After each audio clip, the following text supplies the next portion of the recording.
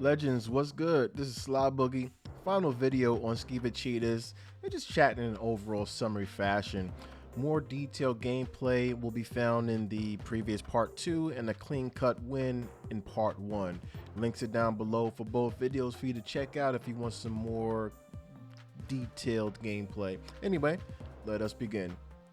With the gameplay you're going to be seeing, my opinion on the playstyle is a stick and move approach to controlling the field. As said in my previous 2 videos, the combination of wounding and being able to pinpoint kill those creatures is how we run things defensively. This is important to note because we do not run any high attack creatures in this build. Our strength comes from picking apart and removing problematic cards while simply being able to attack through them, and in turn just punch our opponent directly. Our strength comes from taking advantage of that with Thieves' Den only. Without that, we are at a significant disadvantage, as the only way to establish high attack outside of that is the continued use of Skeever Infestation. Again, we start off a rookie, but then we build up to those Mike Tyson-like punches. I'm using boxing terms for a reason. This is a defense-focused build that can move fast on both sides depending on the field situation.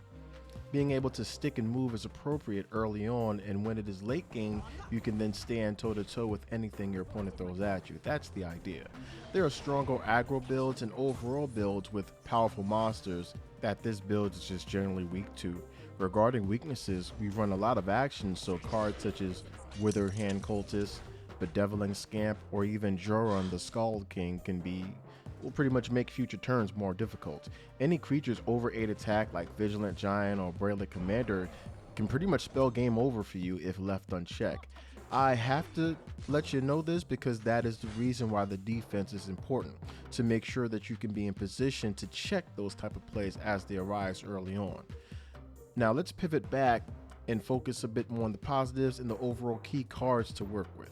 So this is a build that takes advantage of the Skeever Infestation card, primarily to deal big damage. The damage potential gets large as the deal progresses. Bandari Opportunist is also key here, as he is one of the primary cards dealing damage and generating card advantage through his effect once it's activated. I'm using the Skeever card as the face for this build, but do not misunderstand. This is a mix of support based cards and effects that revolve around wounding creatures to pretty much manipulate and pretty much destroy and control creatures your opponent summoning, or at least that's the attempt. I run 3 copies of Thieves' Den and a Moonstone. However, the majority of cards here help weaken and destroy creatures, preferably if they are already wounded. Anyone who has peeped the Silent Sounds of War, my goblin based build, already knows the power of wounding. Spearpoint Dragon, Finish Off, Murkwater Scourge. We have quite a few cards to lower the attack and defense creatures on the field. We go harder, however, combining wounding effects such as Rapid Shot and Drain Vitality to help enable our Spoils of War and the 1 copy of Unfinished Business. Side note, I run exactly 1 copy to reuse effects such as Leaf Lurker to kill again and or Bandari Opportunist with the Draw 1 effect, already on to redraw and possibly pilfer again. Anyway, back to it. The advantage being you have potential to compete with or just wipe out your opponent's monsters cards if they get in your way with regard to you weakening creatures and all that jazz. The deck is fast, though I wouldn't classify this as aggro at all. It gets going once there are a few monsters on the field and a support is back up. This means it does take a bit more time to fully set up.